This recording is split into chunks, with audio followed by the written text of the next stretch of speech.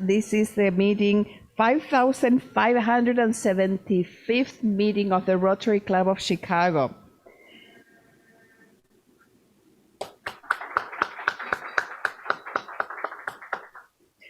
I would very much like, well, I need to start with not so happy news, but there are, you may know, President Shekhar was at the installation last Tuesday.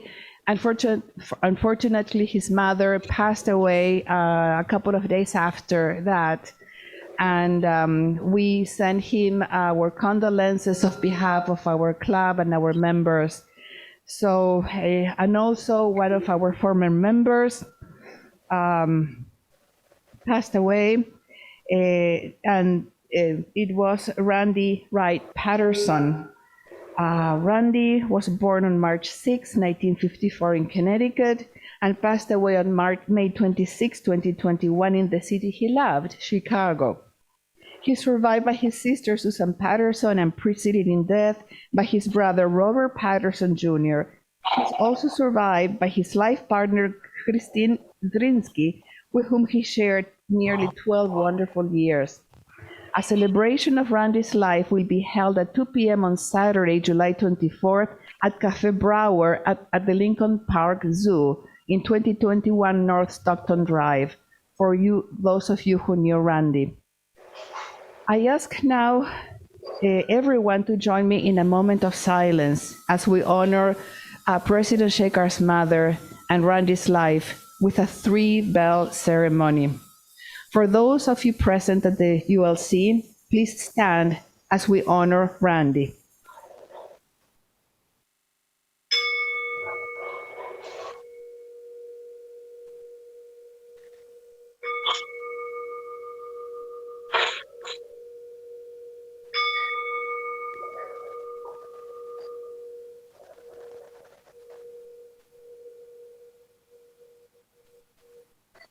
Thank you. I will continue now with our general announcements. And we have, as some of you may have heard, new Union League Club in-person attendance guidelines. Please note, these guidelines are temporary, however, are necessary as Rotary One and the Union League Club of Chicago return to in-person meetings. Your understanding and assistance is greatly appreciated. All in-person attendees must pre-register and prepay if applicable, and this includes Rotary One Golden Wheel and Pay-As-You-Go members. To guarantee a meal, pre-register please by Thursday at 3 p.m. Walk-ins are not guaranteed a meal. Vegetarian meals are available only to pre-registrants who select this option during the registration process. At this time, the chef selection vegetarian meal is the only special meal available, no substitutions. If you are vaccinated and comfortable not wearing a mask, Rotary One will not require masks to be worn. And in order to reduce food waste, cancellation of in-person registrations must be received before 1 p.m. on Monday. Cancellations received within 24 hours and no-show attendees will be charged the full event price. The Union League Club of Chicago, no, what I'm asking you now is with our speaker at the time of questions and answers, we'll do our best to get to your Zoom questions. Please honor our speakers and our time by keeping your questions succinct. And 1 question per person. Thank you. Now I would like to introduce Don Gardner, our past president of Rotary Club Chicago and co-chair of the Rotary One Programs Committee. John, would you be so kind to introduce our speaker, Des? The floor is yours, Don. Absolutely, Marga. Thank you so much. And again, congratulations on becoming president of Rotary One. So today we have a fantastic speaker. Desmond Clark, or Des, is a former NFL tight end, entrepreneur, philanthropist, author, speaker, and an inspirational business coach. During his 12-year career with the NFL, Des played with the Denver Broncos, Miami Dolphins, and 8 years with our very own the Bears, Chicago Bears, retiring as the second leading tight end in Bears history for catches, yards, and touchdowns, only behind our very own Mike Ditka. Before entering the NFL, Desmond set Wake Forest University's receiving records and finished his college career as the all-time leading receiver in Atlantic Coast Conference history and a degree in communications. Since retiring from the NFL, Desmond has blazed an impressive path as a financial advisor, inspirational speaker, and business coach. In his first year as a full-time advisor with MassMutual Chicago, he finished top 5 in assets accumulated for 2017. Desmond is now leading his own companies, Desmond Clark Investment Group and the Insurance People. Through his work in the financial arena, Desmond is firmly dedicated to helping people live better lives by making very good financial decisions. We are very lucky to have Desmond Clark today because normally he charges, well, maybe not a lot, but certainly more than what he's charging us today to speak. So listen to Desmond. If you have an event coming up where you need somebody who gives an inspirational talk, please do contact him in the future. Des, the floor is yours. Well, hey, I appreciate it, Don. I appreciate that wonderful introduction and the opportunity to speak here with Rotary One, which, as I did my research, is the most prestigious Rotary club in America, as I found out. And I also like to say congratulations to Margaret. I hear that this is your first time presiding over a meeting, so hopefully I can provide something that's going to be memorable for your first meeting. And congratulations to you also, Margaret, on you becoming president of Rotary One. So as I hear, I have about 25 minutes or so I'll try to respect everybody's time and stay within my limits. So I'll get started. If you can go back with me, I love to go back to when I was like 6, 7 years old. And if you can remember those times of thinking, man, if I could only do those dreams that you had when you were young. I think all of us can remember those times, even, in today's age. I'm 44 myself, so I'm getting up there as the days keep passing off. But I remember those days when I was running around in the park, thinking I was Randall Cunningham, thinking I was Jerry Rice, thinking I was the one and only Walter Payton when I was running around in the park with that football, thinking one day if I could just make that play so our team can go to the Super Bowl and I can be like the guy that helped us go to that Super Bowl and win the Super Bowl. But here's the thing, as we know as adults, we have those dreams, but we also have to deal with reality. And around that time of being 7, 8 years old, my dreams had to face reality, and reality hit us dead right in the face. It was a huge change for us. And the first change that I remember having was a change of address. Because before this, we used to play around in the cul-de-sac. We had this big park that we stayed in this, what I thought was a really nice apartment. But then all of a sudden we were getting evicted. We were getting kicked out. My dad was no longer in the house. And now we were moving from home to home to home to home, basically homeless, trying to find a place for me, my mom, and my brothers just to lay our head. And we settled down in this community in my hometown of Lakeland, Florida, called the Black Bottom. Now, that was a great name for where we were at the time. because we were at the bottom. See, there's no apartment that we moved into. We didn't have things that we all take for granted now. We didn't have lights. We didn't have air conditioning in Florida in the summer when it's 95 degrees and 85% humidity. We didn't have a refrigerator. Me and my brothers, we used to have to go get ice to put in our cooler, those little igloo coolers that we all take for picnics and such now. That was our refrigerator that we used to have to dump ice into every day just to make sure that we had something, a place that was cool enough to store the little bit of foods and drinks that we had. And I remember around this time as, hey, 1 year went into 2 years, that I started to learn things about my family and more so about my dad.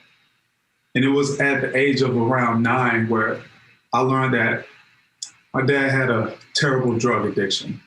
And that was the reason why our family had split and why we were in such a destitute area of life.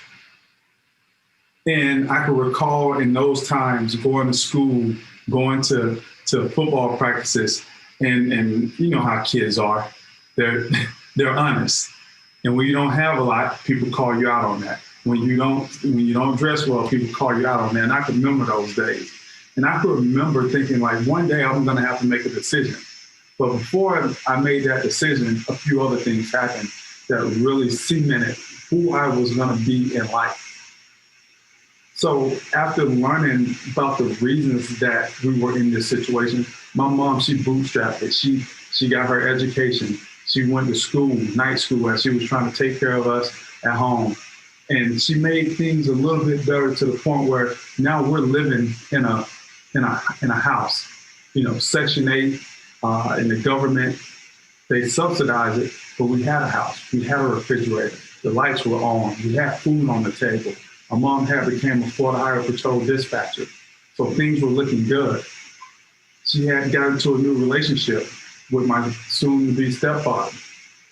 But in September of 1989, she set us down, and this was 2 months after my youngest brother was born. She set us down because she had gotten a call, and she told us, hey, your stepfather's just been arrested for armed robbery. He ultimately was sentenced to 15 years in jail. That was September of 1989. October 17, 1989, about a month later, she had some more bad news for us. This time she said, hey, your dad, he's been shot. But this was the difference. You know, usually when you hear that your dad's been shot, you go into a panic. But I didn't go into a panic because this was the third time that my dad had been shot, and I had to be notified as a kid. I'm 12 years old at this time. His dad's been shot. But what was different about this time, if you know anything about shotguns and how you load the shells in and they're filled with pellets, when the shotgun blasts off this time, those pellets come out in a certain circumference. And those pellets hit him right in the face, right in the eyes. So since October 17, 1989, my father hadn't been able to see the light of day, or his sons grow up, or anything else for that matter. So as I'm trying to deal with this as a kid, I used to try to think about what is it? How can you live life being blind? I used to walk around the house with things tied around my eyes, just trying to figure this out. How will my dad live being blind? Well, fortunately for him, he recovered from the gunshot wound. Still blind, but he's alive. But unfortunately, what he didn't recover from was his drug addiction. So now think about this. Think about having a drug addiction, a crack addiction, being blind, and having to hold a crack pipe, put the crack on it, light the crack pipe. That could be a pretty good task to do as a blind person. So anytime I was over my grandmother's house where my dad lived, he would bring me in the back room and he would have me light his crack pipe. And for me, seeing someone who was once my hero, now I'm lighting his crack pipe, that worked on me over a 3-4 year period where these episodes were going on.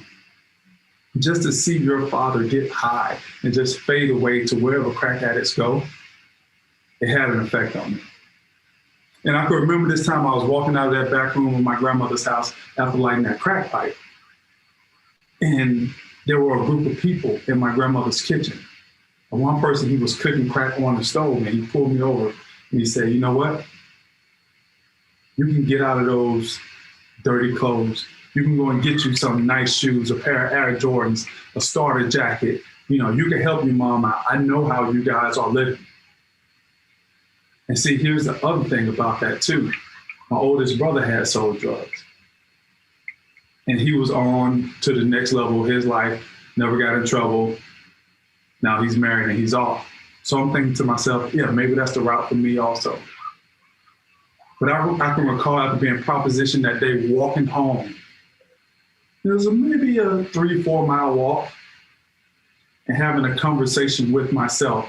And we can all think about a movie or a cartoon where you have the devil on one shoulder and the angel on the other shoulder. We all seen those movies or cartoons. And that's what it seemed like to me, that I was having this conversation with the angel and with the devil. And the devil was saying everything about, hey, the money. I mean, where I came from, the drug dealers were the popular guys. They had the girls, they had the cars, they had the nice clothes, they had everything, it seemed like. And that's what the devil was trying to convict me on. But on the other side, it's like the angel was just simply saying, you don't want to be another disappointment to your mom. And that was it. You don't want to be a disappointment to your mom. And as I continued to walk home, that voice got louder and louder. And by the time I walked into that home, into my home, our home, I went into my mom's room and I told her at that point, your son is going to be successful. And as any mom would say, yeah, well, of course, son, you're going to be successful. But I don't think she understood the conviction that I had about what I was intending on doing. And I told her again, Mom, I'm going to be successful. And with that, it's just amazing how once you put your mind to something and say there's no turning back, how things start coming into place.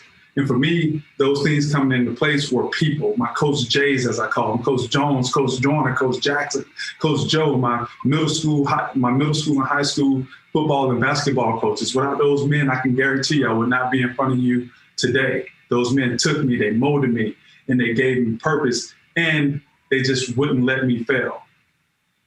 And as I got to high school, I started seeing something that I'd never seen before.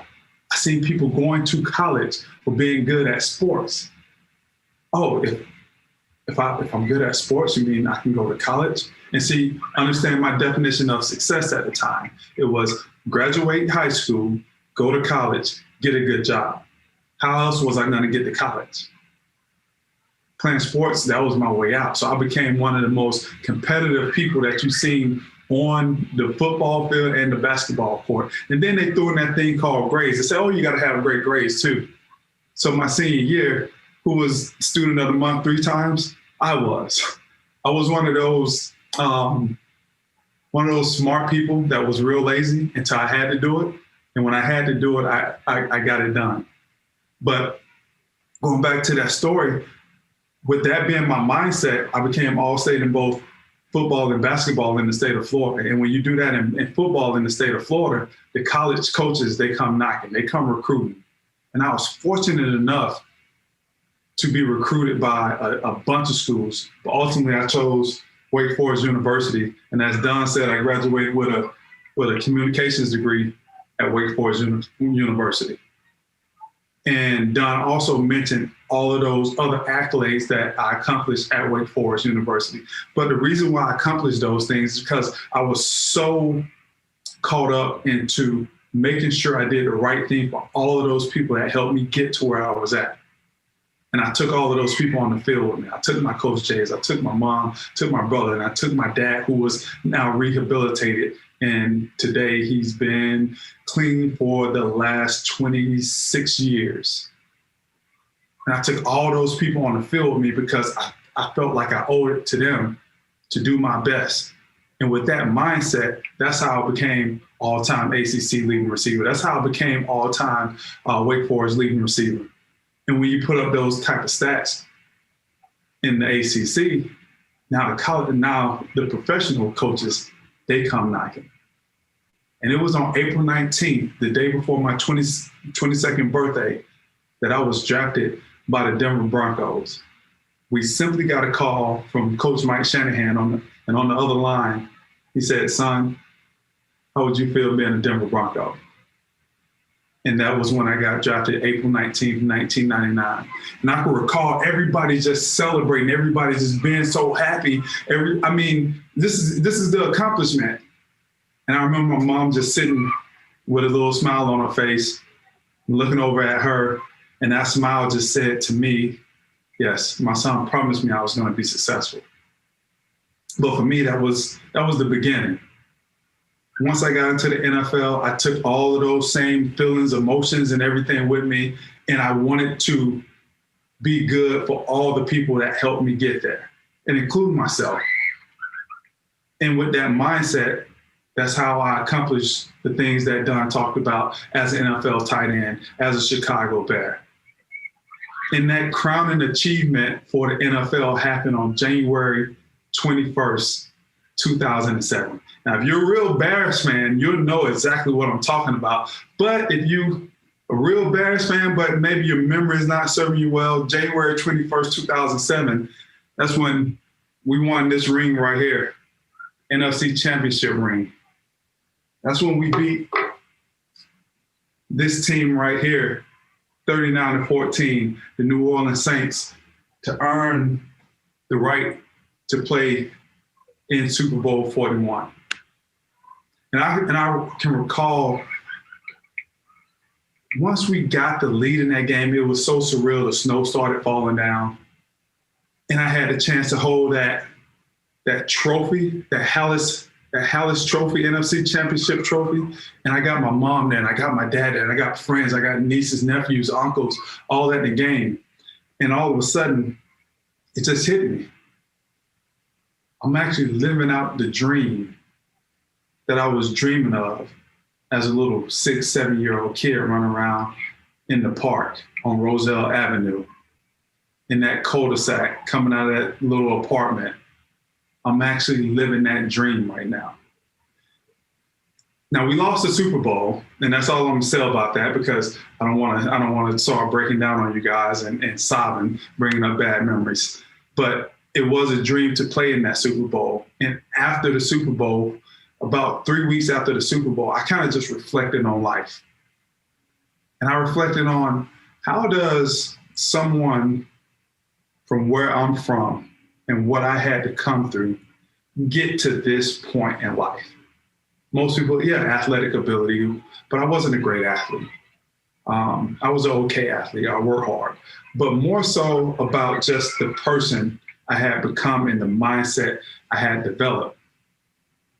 And as I'm thinking about these things, these were the things that helped me to write my book that I have out now, Principles of Winning, 5 Keys to Create a Standard of Excellence, because that's what I believe throughout that time was created, a standard of excellence.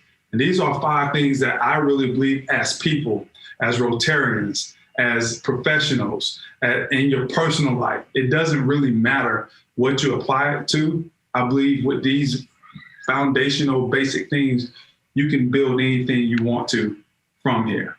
And the first principle is this: all you have is your name and your word. And Coach Joe told me that as a junior in high school. And what he meant by that is, that means everything. That is your brand. That is what you represent. And he challenged me on that. What would my name and my word mean? When somebody says Desmond Clark, what would come after that? What's the tagline that they're going to attach after that? And he let me know that I had every bit of control of what people said about Desmond Clark. When they say Don Garner, there's some type of connotation that people think about when they say that. When they say Shelby Hoffman, there's some type of connotation that comes after that. When they say President Margaret, there's some type of emotional connotation that's coming after that. What would it be? We have the right to influence that. That's principle number one. All you have is your word and your name. Number two is this, the power of relationships. I can recall when my mom, when we got into that house where we didn't have no lights, we didn't have no refrigerator, when we didn't have really much to call our own, she used to always tell us, as long as we have us, we have enough. And she made us believe it, because first that she believed it. And you take 4 boys, 1 mother, and come from where we came from, with all 4 of us being successful, following her lead. As I grew up, that, hey, as long as we have us, we have enough. That meant as long as we got this family right here, we have enough. And if I can create what I created with that small nucleus, what can we create if we all become family, if we all act like family? Yeah, family fight, family have disagreement, but family stick together. Family is there for one another. And that became one of my mantras. Make the entire world part of that us that my mom used to talk about. As long as we have us, we have enough. If I can create the entire world to be my us, my family, what can't we do together? That's the power of relationships. Number 3 is this, a commitment to excellence. And this was my high school coach, Coach Jones. We had a fabulous high school basketball team, and we used to practice so hard. I mean, it was ridiculous. And one day he told us why we practiced so hard. He said, you know what? Our practices should be harder than the game because we have just that much talent. And we have to commit to being excellent every day. And that always stuck with me, the practice. It's all about the practice, and then game day will be easy. And all of us I believe, want to achieve some sort of greatness in life. And I think most of us, we look at greatness as this far outreaching thing that maybe we can't grab a hold of. But I believe greatness is simple. I believe greatness is achieved by doing this, doing the small tasks in excellence, consistently, over time. That's how you achieve greatness. I'm gonna say it again. Doing the small tasks consistently in excellence over time is how you achieve greatness. Think about anybody who you would call great, and think about that statement. They had to do it for a long time, and they had to do it in excellence, and they had to do it consistently. That's how they achieve greatness. That's number 3. Number 4 is this, being self-motivated. Now, this was a hard one for me. When I first got into the NFL, I'm on the 2-time world champion Denver Broncos. I was a receiver in college. Now I've been drafted as a tight end, a position I never played before. And I'm playing behind a Hall of Famer, and I'm playing behind 2 guys that actually made it to the Pro Bowl, which is the All-Star game in the NFL. And I'm someone who never had played a position before. And I think I'm gonna make the team when they only usually keep 3 tight ends. And I was looking at everything that they were doing and saying, well, I can't do that. Well, they call him House. I'm not as big as a house. If they call him House, they're gonna call me a little apartment, because I'm not who he is. And Byron Chamberlain, he's the next coming of Shannon Sharp. And as I was comparing myself to them, my confidence was steady going down because I couldn't provide what they could provide. But there was a scout who came to me, and he essentially said this: stop comparing yourself to them because you're not as good as them. He said, what you need to do is look in the mirror and say, how good do you want to be? Not how good Shannon Sharp is, not how good House is, how good do you want to be? And he said, once you find out how good you want to be, here's the hard part. Now ask yourself, where are you? in relation to how good you want to be. He gave me this piece of advice. He said, start focusing on yourself and come out every single day to practice with one thing to get better at. And that piece of advice transformed my mind to stop looking at other people and understand that I'm my only competition. Ronnie, you're your only competition. There's no one out there like you. There's no one out there who can bring to the table what you bring to the table. You may not be able to bring what somebody else brings to the table, but they can't bring what you bring to the table. Focus on that and make yourself as good as you can be. Because when you're bringing your best self, there's nothing that no one else can ask you for. Become self-motivated. And number 5 is this. Have a passionate purpose. That is the thing that's going to pull you through the times where you just don't feel like doing it. Or, you got things going on at home. You got things going on within yourself. And that day, those days when you just don't feel like having to go through the nonsense of doing your job and going and pulling teeth at whatever it is that you have to do, we can always fall back to our passion of why we do it. And here's mine. And when I send out notes, here's what I send it out on, and it's always written right there. And I'll read it off to you.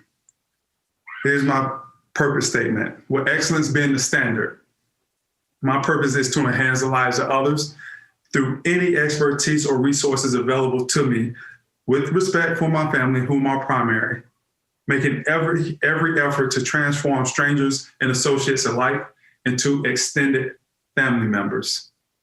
You remember? All we have is us. And I would love the opportunity to continue to keep spreading this message to young, to old, for people for personal growth, for people for professional growth. This is what I love to do. Ultimately, it comes down to this for me. I want to help people transition from goals, from their stated goals, into actual accomplishments. Now, if I can help anybody here with that, I would love to do it. Don, thank you for reaching out to me and giving me this opportunity.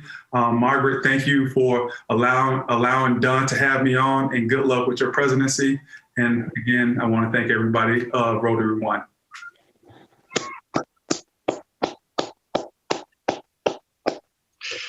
Thank you, Des. Folks, am I back on? Yes. Well, I want to say just a few things before Des takes some questions. First of all, as I mentioned before, Des is a very sought-after speaker. He's spoken to Baxter, American Cancer Society, Diversity Council, Chicago United, to name a few. He's also appeared on ABC, Fox, CBS, NBC, WGN, and ESPN. He's also the author, as he mentioned, of a couple of books. One is Before and Beyond the Game, and was named 2012 Mentor of the Year by Congressman Danny Davis for his work in the Chicago and Polk County, Florida communities. So, Des, I might just mention a personal story about that Super Bowl. That was the year I was president in 2006, and I made a bet with the Indianapolis Rotary Club president that whoever lost, we would have to move our meeting over to Indy if they won, and if they lost, the Colts, they would have to come to visit Chicago. And I did not take the spread, unfortunately, and I was very happy when Devin Hester made that first touchdown. I felt very confident about the rest of the game. But we ended up, unfortunately, losing, and a group of Rotarians took a bus to the Indianapolis Rotary Club meeting to eat some crow, and we had forgotten about the time change, and so we showed up somewhat inebriated and somewhat late, but got to see, the trophy and all that kind of stuff. And thank you very much for, at the very least, giving us some hope in Chicago for the Bears. So I'd like to ask you a few questions, Des, before we open it up to the floor. Your story is incredibly inspirational. It's not one, perhaps, that a lot of Rotarians can identify with, having a father that was gone, on crack, blind, and abandoning you. It's a very common story in the Black community, however. I was going to be the first white Q-Dog going online in Champaign, Illinois, before I got a Rotary scholarship. And we saw a lot of families of young Black men, very talented, that bought themselves up by their bootstraps, basically through wanting to prove to their mother that they were going to be a success, just like you said. How do you think, having spoken to so many groups and mentored so many young men, how is it that something that is as common in the Black community of having single mothers, how does that change? That is a question that we could spend the rest of the night on. I talk a lot about social injustice. I think there are some things within the society that needs to change, policies and things like that. But if we just say, hey, let's start over, let's start from here, I think we have to give those communities that are hurt by those injustices the opportunity to become their best selves. And the way to do that, I believe, is through education and economics. I wish I could send you out an article that I wrote maybe a year and a few months ago. And I talk about this. I talk about how the Black community can rise up to a level where we don't have all of the negativity and some of the taglines that go with the Black community. But I think about things like home ownership. And I think about, like I talk about in my social injustice talk, where from 1934 to 1968, 98%, and there's some god-awful money, 280 billion or something like that, all went to white America. And then that created the wealth gap. And now the gap is so big that it's impossible to catch up. So how do we change that? Well, I think it starts with home ownership and being able to create wealth through real estate, through home ownership. That's one way. And through home ownership, it creates economic opportunities also within a community. Now there's a bigger tax base for better schools.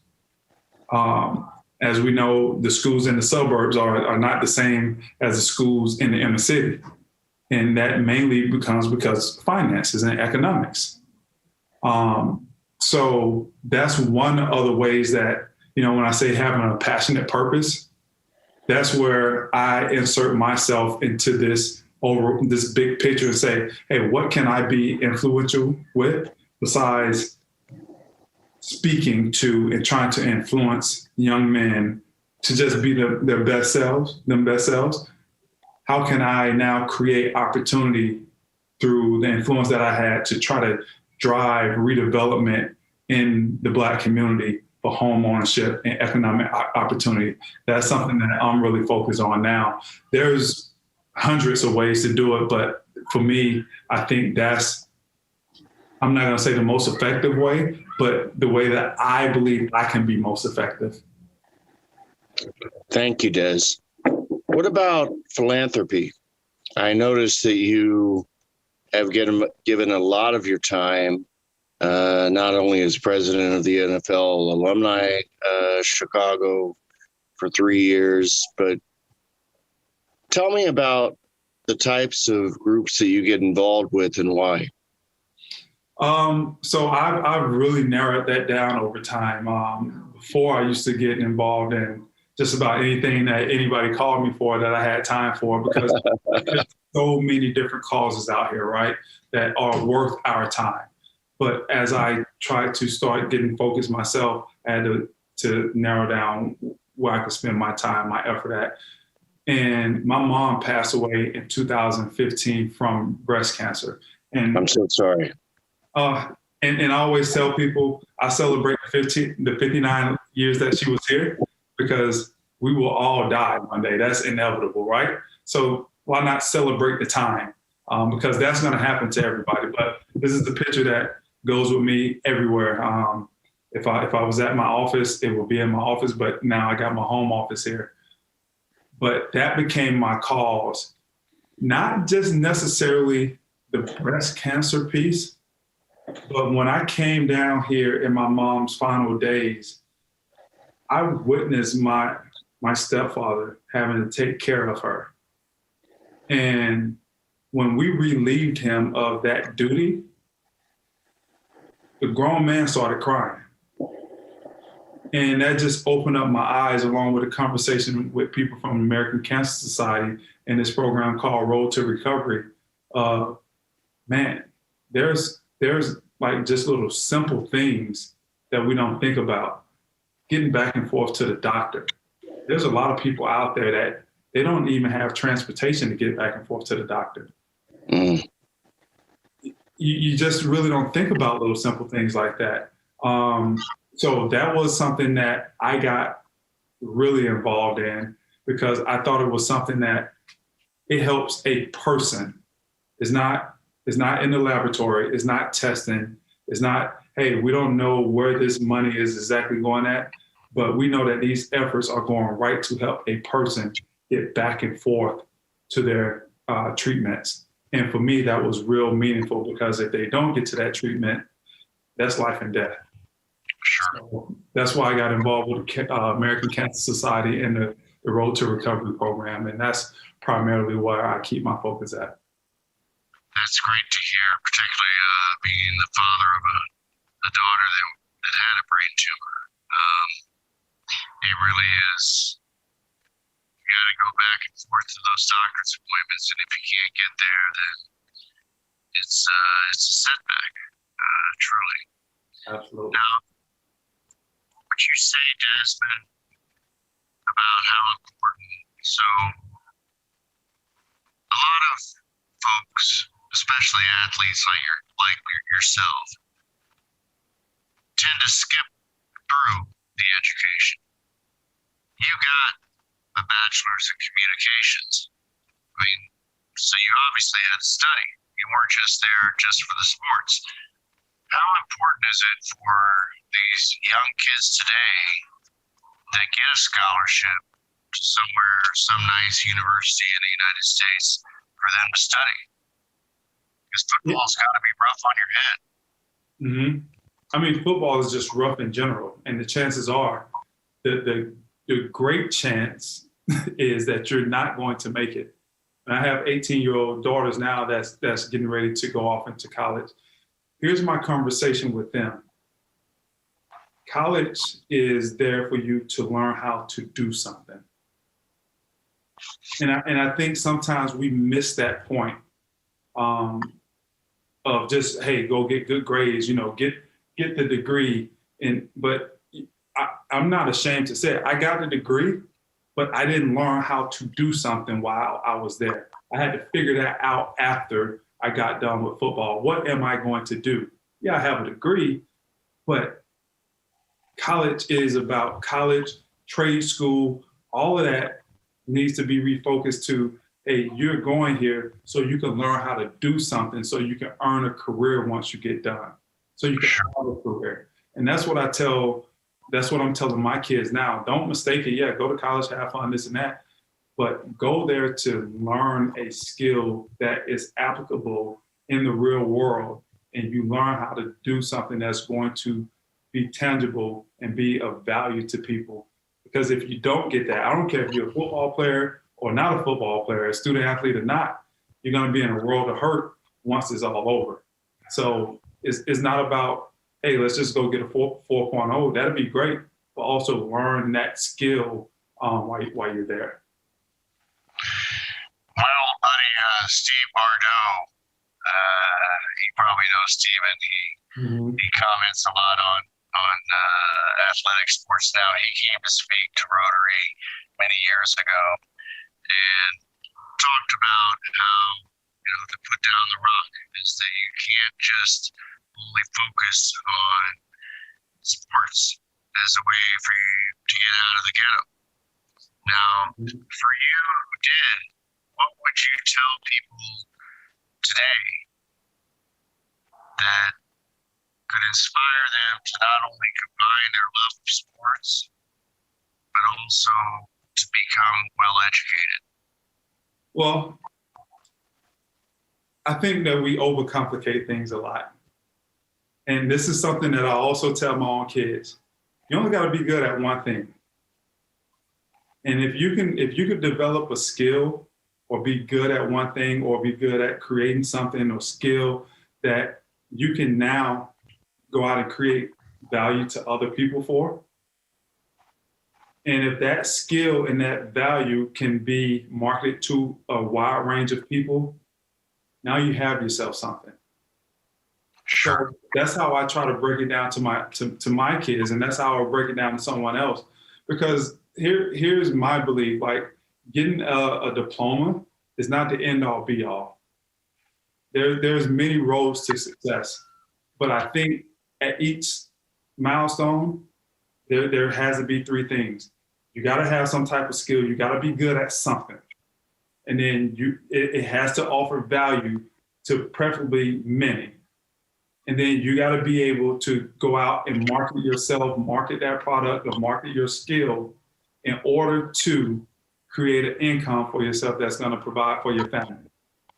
And so I try to keep it that simple for my kids. And that's what I would tell anybody else who was willing to listen. Those are the three things that you got to be able to do or have. And that's very admirable. I guess we have, as you may or may not know, Des, when I talked to you about coming to speak to Rotary, we have a group called Job One.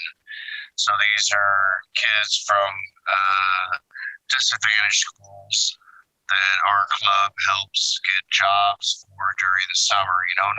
Not just flipping burgers. It's working in law firms, working in accounting firms, working in a professional environment.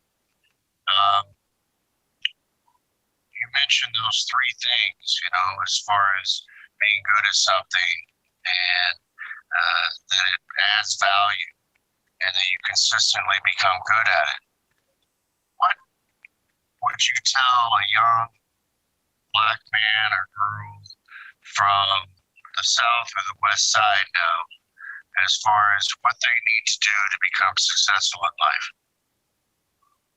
Yeah, I'm gonna go right back to what I just said. Have a skill, have a focus. You got to have a skill. You got to have a focus. And really, I talk about having faith, right? And not in a religious sense. And I think this is when you talk about faith in yourself. Faith in yourself, and not just faith in yourself, faith in your actions. Okay. But when you talk to kids from the West Side, the South Side, that's in these tough situations, they never seen it before. They never seen it happen. They never seen somebody do it. So it's hard to have faith when you've never seen it. And now what you just said about the program that you have, you're giving kids exposure. Now they can see it. Now they can say, oh, that's what they talk about on TV. Oh, that's what they talk about in school. I can't see that when I'm in the hood. I can't see that when I don't have lights and I don't have a refrigerator. I can't see that because my father is on crack. That's what I see. So visited downtown. Right, and having that exposure to something different. I tell the story often about when I went to New York City and I stood on top of the World Trade Centers. I mean, on top, I was outside in the air, like, oh my God. I'm like, and I looked over New York City. And for me, that was a transformational moment for me because it was like, my God, it is a huge world out here. It's bigger than Lakeland, Florida. And it opened me up so much to what was possible, right? Those type of things, having those type of experiences, so people who don't get the opportunity to see things, now when they get the experience, now they can have a little bit more faith that if I do the things that everybody tell me to do, this is how it's going to turn out. But if all I'm saying is the crap every single day, why would I have faith that, in what he's telling me or she's telling me? Because this is all I see. So that's what I would not say, but try to provide. Sure. Well, you are certainly a mentor, Des, and I believe that we need to move on a bit with the program. There may be one or two more questions. I'm not sure, but we have a question from Mike Ferris, who is a past president. And Mike, or maybe Shelby, you could pass along the question. Thanks for coming, Des. It's great to hear what you have to say. Your discussion just over the last couple minutes with Dawn raises a question for me. You said earlier that your plan to succeed involved going to college. And I think there are a lot of people who think either college or trade school is the route to success. But college and trade school are both expensive, and you viewed sports as a means for you to be able to make that happen. What do you say to kids who aren't athletes and who may be looking for a way? They know where they want to go. They know they want to go to school. They know they want to improve their education, but they don't necessarily believe that they have the athletic ability to help pay for it. Mm-hmm. Yeah. There are ways, especially if you come from that type of situation, which I came from. You have the financial aid, you have the scholarships and other programs that can pay for school for you. But you also have to be in position to receive those grants and aids and things like that. I really believe if more kids understood that part of it, there would be more hope. And you don't have to go to a 4-year college right out. You can go to the community college and then transfer to the 4-year college, where you can work your way through community college and then transfer to a 4-year college, get grants and aids. So there's assistance out there, but where I come from, there are many people that don't even know that this exists. I've seen people make great grades in high school and figure that was it because there's no other options. I can't pay to go to college, where there are other options. I think just being educated on what those other options may be, because our country, our nation, they give opportunities for those people who are qualified for those opportunities, especially when it comes from coming from a low income family and trying to get you to college, provided that you did your fair share of work while you were in high school to be rewarded with such, financial opportunity. Thanks. Thank you so much, Des, for agreeing to speak today. Your story is an inspiration. Your life is an inspiration. And I do hope that many of the Rotarians that are on today will hire you to speak somewhere else at maybe one of their companies. But frankly, it's just been a real pleasure getting to know you. Don, it's been a pleasure getting to know you over the conversations that you and I had over the couple months and hopefully we still get to know each other a little better. I know you look at a lot of my content on LinkedIn, so I do. And hopefully I'll keep seeing your face show up there. So I thank you for that, and thank you for this opportunity to speak with Rotary One. Thanks again, Des.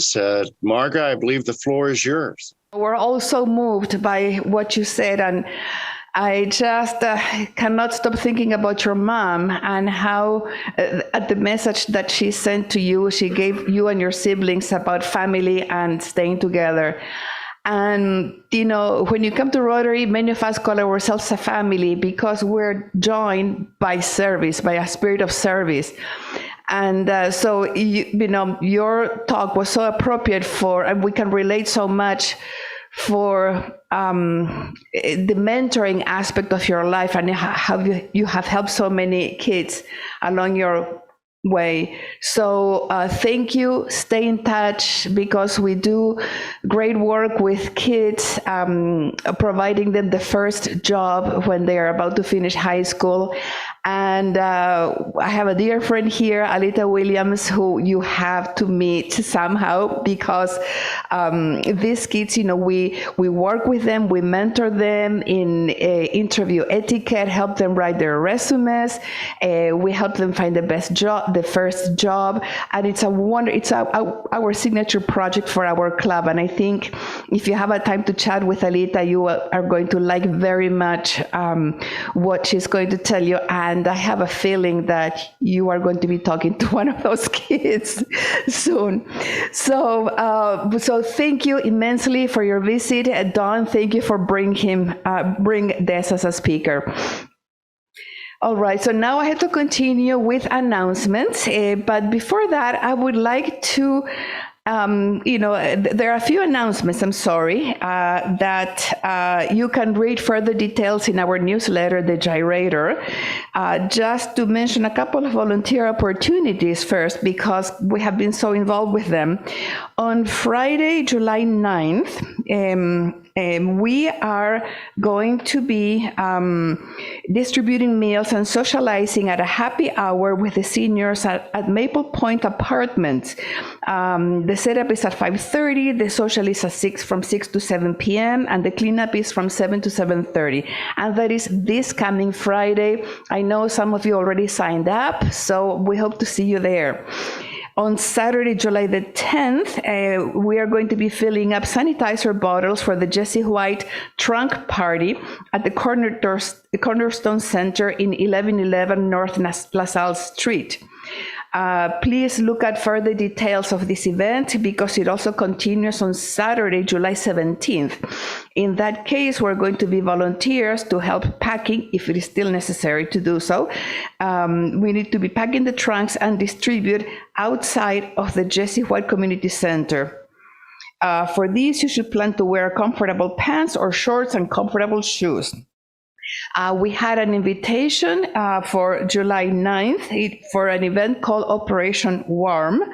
And this is but we need volunteers to help give shoes to kids this coming Friday, also in the morning.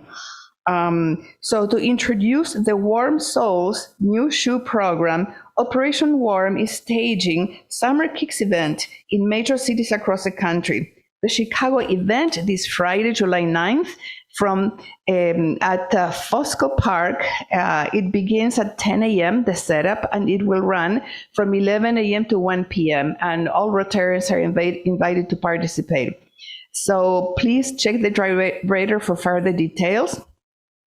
And colleagues of ours in Guatemala, they're inviting us for a 2021 International Service Project trip from November 6th through the 15th of this year. Again, see the director for details. And, any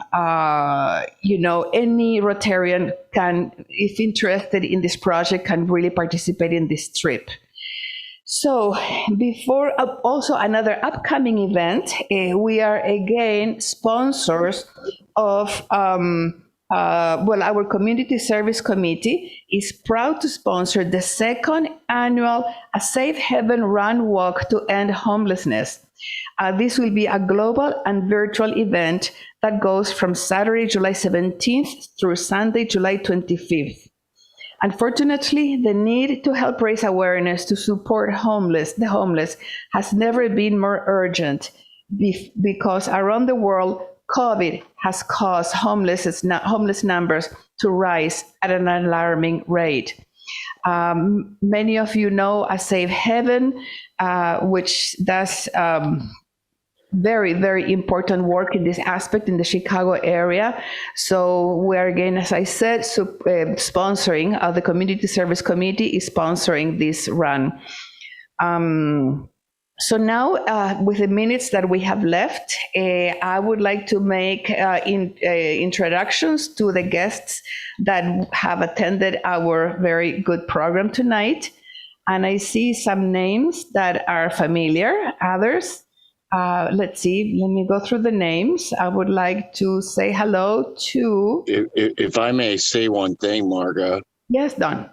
I'm turning 50 this Sunday, so it'll be my 20th year anniversary in Chicago, Rotary 1. And if anybody wants to come over and have a beer, come on by. Just put in a new deck. And we'd love to have any Rotarians that would like to come by. All right, well, send us your address. Okay. All right, Don, send your address. Listen to Marga. I will. Any time limitations, Don? I'll be over when you get home. Yeah, I think it's pretty much until anybody falls off the deck is the time limitation. Okay, well, super. So I can't believe you're going to be 50. Wow, congratulations. Here, have a cigar. I know I look 60 and my wife still looks about 40. So that's great. Oh my gosh, well, that's great. So yeah, send us the information and, We'll do. We remember your words, okay? Will do. Okay, so I see that Derek Cabuyer from Rotaract, Kampala South is visiting us again, yeah? Can you hear us, Derek? Yes, I can. Oh, hi again. Well, I hope you enjoyed our program and that you keep coming back to visit us. Absolutely, I did. And thanks to Desmond for coming through tonight. Okay, we have a brand new member of our club. His name is Richard Ziegler, that is doing very important work in Uganda in the health care area. So when you should stay in touch. And yes, he's the president and CEO of an organization called Bulamo Healthcare. So, it would be nice if you hear a little bit more about it. So we'll find a way to get you in touch with information. Okay. All right. We'll be very grateful for that. Okay. Who else do I see? When I think that is, I think we had Ronnie also from Sydney. Are you still here? Good morning. Hi, good morning. I should say good evening to you. Yes. I admire that every week you are awake in the middle of the night or early morning in Sydney. So thanks so much for joining us. It's a pleasure. Okay. And happy birthday to Don. I'll have a drink for you on Friday. So you can celebrate quite late, okay? So we drink at the same time. Cheers. Yes, we have to help Don, yes, because, it's okay to turn 50, believe me, you'll get over it. Okay, all right. Well, let me see, friends. I would like to introduce, if some of you here in the room have not met our newest member in the club, Richard Ziegler. He is here.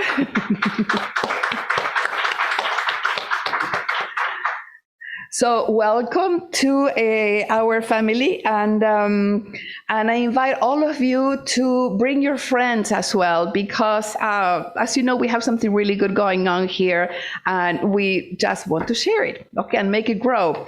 There is a membership survey that when you sign up for the meetings, we really are going to be very, very grateful if you complete it, because it is very good information for what we want to do this year. And it's part of our strategic plan that we are on our second year. So please remember to complete the survey, whether you come to a meeting or not. So we're going to be reading those, and we appreciate your cooperation.